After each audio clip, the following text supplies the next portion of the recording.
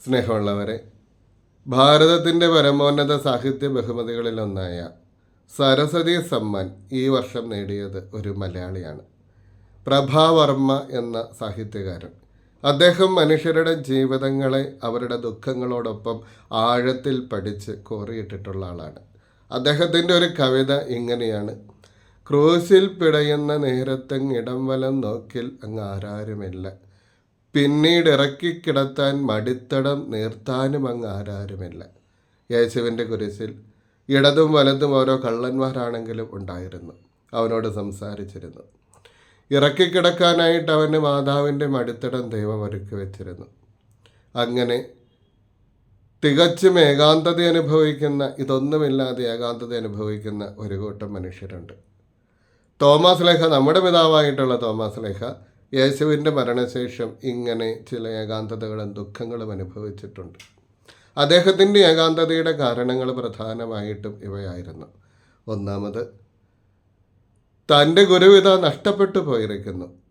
കൂടെ നടന്ന് അത്ഭുതങ്ങളും അടയാളങ്ങളും കാണിച്ച് പ്രബോധനങ്ങൾ നൽകി ആശ്വസിപ്പിച്ച് സഹായിച്ച് അങ്ങനെ കൂടെ ഉണ്ടും കൂടെ ഉറങ്ങിയും നടന്ന ആ ഗുരു ഇനി മുതൽ കൂടെയില്ല എന്നുള്ള ഒരു യാഥാർത്ഥ്യം അംഗീകരിക്കാൻ പറ്റുന്നതിനേക്കാളും വലുതായിരുന്നു. രണ്ടാമതായിട്ട്, അവസാന നിമിഷങ്ങളിൽ യേശുവിൻ്റെ കൂടെ നിൽക്കാൻ കഴിഞ്ഞില്ലല്ലോ എന്നുള്ള വലിയ ദുഃഖവും കുറ്റബോധവും അദ്ദേഹത്തിനുണ്ടായിരുന്നു. കാരണം നമുക്കും അവൻ്റെ കൂടത്തിൽ പോയി മരിക്കാമെന്നൊരിക്കൽ വലിയ വീരവാദം മുറയ്ക്കവനാണ് ഈ തോമസ്. ഗത്സമേൻ തോട്ടത്തിൽ യേശുവിനെ പടയാളികൾ പിടിക്കുന്ന നേരം അവൻ അവിടെ നിന്ന് ഓടിപ്പോയത്. പിറ്റേ ദിവസത്തെ പകൽ എവിടെ ആയിരുന്നെന്ന് അറിഞ്ഞുകൂടാ. പ്രഭാതത്തിലാകട്ടെ അവൻ അവിടെ ഉണ്ടായിരുന്നില്ല. ഉണ്ടായിരുന്നെങ്കിൽ ആദ്യമായിട്ട് യേശുവിൻ്റെ കല്ലറയെങ്കിലേക്ക് വരുന്ന പത്രോസിൻ്റെയും യോഹന്നാൻ്റെയും കൂടെ തോമസും ഉണ്ടാകുമായിരുന്നു. കൂടെ നിൽക്കാൻ കഴിഞ്ഞില്ല എന്നുള്ള ഒരു ദുഃഖം. അത് മാത്രവുമല്ല, ഇനി എന്ത് ചെയ്യുമെന്നുള്ള ആ ഒരു വലിയ പ്രതിസന്ധിയിൽ നിൽക്കുമ്പോഴാണ് മറ്റു ശിഷ്യന്മാർ തോമസിനോട് പറയുന്നത്, ഞങ്ങൾ അവനെ കണ്ടു, ഇതാ അവൻ ഞങ്ങളുടെ കൂട്ടത്തിൽ വന്നു, ഞങ്ങൾ ഒരുമിച്ചിരിക്കുമ്പോൾ. അതുമാത്രമല്ല, ഞങ്ങൾക്ക് അവൻ 3 സമ്മാനങ്ങൾ നൽകി. ഒന്നാമത്, അവനാ പറഞ്ഞുകൊണ്ടിരുന്ന എൻ്റെ സമാധാനം നിങ്ങൾക്ക് ഞാൻ തരുന്നു, ലോകം തരുന്നത് പോലെ അല്ല എന്ന് പറഞ്ഞിരുന്ന ആ സമാധാനം അവൻ ഞങ്ങൾക്ക് നൽകി. രണ്ടാമത്, ഞങ്ങൾക്ക് അധികാരം നൽകി. നിങ്ങൾ ഭൂമിയിൽ കെട്ടുന്നത് സ്വർഗത്തിലും ഭൂമിയിൽ അഴിക്കുന്നത് സ്വർഗത്തിലും അഴിക്കപ്പെട്ടത് കെട്ടപ്പെട്ടതായിരിക്കും എന്നുള്ള അധികാരം തന്നിട്ടാണ് അവൻ പോയത്. ആദിമ പരദേശായിൽ കളിമണ്ണ് കൊണ്ട് മനുഷ്യരൂപമുണ്ടാക്കിയ മനുഷ്യൻ്റെ നാസാരന്ധ്രങ്ങളിലേക്ക് ഊതി ജീവൻ പകർന്നു കൊടുത്ത അതേപോലെ തന്നെ ഞങ്ങളുടെ മുകളിലേക്ക് ഊതി അവൻ ഞങ്ങൾക്ക് പരിശുദ്ധാത്മാവിനെ തന്നു. അതുകൊണ്ട് തന്നെയും ഇതാ ഞങ്ങൾക്കിതൊക്കെ കിട്ടി, നിനക്കോ എന്നുള്ള ഒരു ചോദ്യം.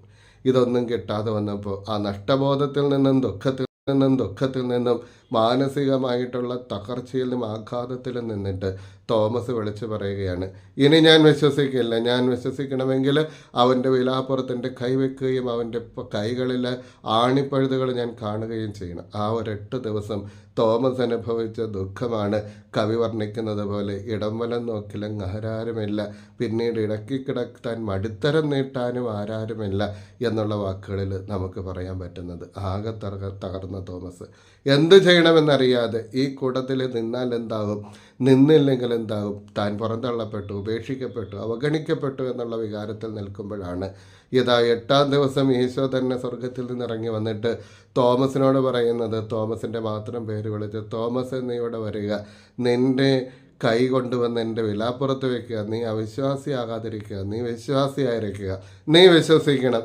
എന്താണ് നീ വിശ്വസിക്കേണ്ടത്? ഒന്നാമത്, ഇത് ഞാനാണ് എന്ന് നീ വിശ്വസിക്കണം. നിൻ്റെ കൂട്ടത്തിൽ നടന്ന, നിന്നോടൊപ്പമുണ്ടായിരുന്ന ആ ഞാൻ തന്നെയാണ് ഇത് എന്ന് നീ വിശ്വസിക്കണം. രണ്ടാമത് നീ വിശ്വസിക്കേണ്ടത്, നീ വേദനിക്കുന്ന സമയത്ത് നീ ആവശ്യപ്പെടുമ്പോൾ നീ പറയുന്നത് പോലെ നിൻ്റെ സങ്കടങ്ങളുടെ മുകളിലേക്ക് ഇറങ്ങി വരുന്നവനാണ് ഞാനെന്ന് നീ വിശ്വസിക്കണം. നിന്നെ ഉപേക്ഷിക്കുന്നവനോ നിന്നെ അവഗണിക്കുന്നവനോ അല്ല. നീ ആഗ്രഹിക്കുന്ന സമയത്ത് നിൻ്റെ വേദനകളുടെ മുകളിൽ ഒരു മഴ പോലെ പെയ്തിറങ്ങുന്നവനാണ് ഞാൻ എന്നുള്ള ഒരു വിശ്വാസം നിനക്കുണ്ടാകണം. അതിനാണ് ഇവരുടെ മുൻപിൽ വെച്ച് ഞാൻ നിൻ്റെ മുൻപിൽ നിൻ്റെ ദുഃഖങ്ങളുടെ പരിഹാരത്തിനായി ഇവിടെ എത്തിയിരിക്കുന്നത്. മൂന്നാമതായിട്ട്, നീ നിൻ്റെ കൈ കൊണ്ടുവന്ന് എന്ന് തൊട്ട് വിശ്വസിക്കണം. എന്ത്?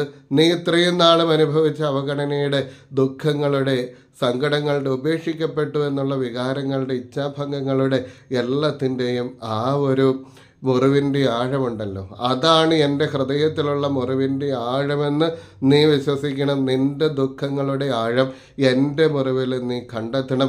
എൻ്റെ ദുഃഖങ്ങൾ നിൻ്റെ ദുഃഖങ്ങളാണ് എന്ന് നീ തിരിച്ചറിയണം.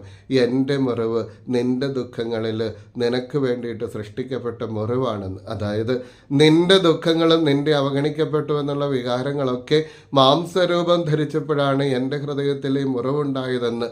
ദുഃഖവെള്ളിയില്ലാത്ത ഈസ്റ്റർ അല്ല എനിക്കുള്ളത് എന്ന്, മഹത്വീകരിക്കപ്പെട്ട ശരീരമാണ് എൻ്റേത് എന്ന്, നീ അനുഭവിച്ച ആ ദുഃഖങ്ങളാണ് എൻ്റെ ഹൃദയത്തിലുള്ളതെന്ന് നീ തൊട്ട് വിശ്വസിക്കണം.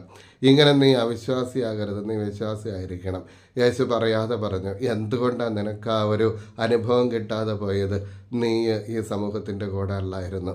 പ്രത്യേകിച്ചും 1-ാം ദിവസം കഴിഞ്ഞിട്ട് 7 ദിവസം കഴിഞ്ഞ് 8-ാം ദിവസം ആ ഒരു ഞായറാഴ്ച, അന്നേ ദിവസം നീ ഇപ്പോൾ ഇവിടെ ഉണ്ടെങ്കിൽ പോലും നീ ഈ ശിഷ്യന്മാരുടെ കൂടെ കൂട്ടായ്മ അനുഭവത്തിൽ ആയിരുന്നില്ല.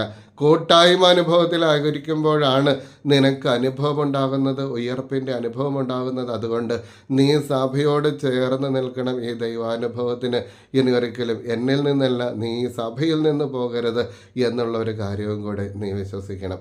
എന്നിട്ട് ഈശോ പറയും, കാണാതെ വിശ്വസിക്കുന്നവരാ ഭാഗ്യവാന്മാർ. ആര്? നമ്മളൊക്കെയാണ് കാണാതെ വിശ്വസിക്കുന്നവർ. തോമാസ് ശ്ലീഹായിൽ നിന്ന് വിശ്വാസം സ്വീകരിച്ച് ഒരു സഭയായിട്ട് ജീവിച്ചു നമ്മൾ. തോമാസ് ശ്ലീഹ അപ്പോഴേ അവിടെ ഉദ്ഘോഷിക്കുന്നുണ്ട്, എൻ്റെ കർത്താവ്, എൻ്റെ ദൈവമേ. പത്രോസ് ശ്ലീഹ പറഞ്ഞത്, നീ ജീവനുള്ള ദൈവത്തിൻ്റെ പുത്രനായ ക്രിസ്തുവാണ് എന്നുള്ളതാണ് ആയിരുന്നെങ്കിൽ, നീ ദൈവപുത്രനാണ് എന്നുള്ളതാണെങ്കിൽ, തോമസ് പറഞ്ഞു, ഇല്ല, നീ ദൈവം തന്നെയാണ്, നീ കർത്താവ് തന്നെയാണ്, എൻ്റെ കർത്താവ്, എൻ്റെ ദൈവമേ. പഴയ നിയമത്തിൽ ദൈവം വെളിപ്പെടുത്തിയത് കർത്താവായിട്ടും ദൈവമായിട്ടുമായിരുന്നെങ്കിൽ, അതേ ദൈവം തന്നെയാണ് നീ, ദൈവപുത്രൻ എന്നുള്ളതല്ല, ദൈവമാണ് നീ എന്ന് തോമസ് ഏറ്റുപറയുകയും അവിടെ മുട്ടുകുത്തി പ്രണമിക്കുകയും ചെയ്യുകയാണ്.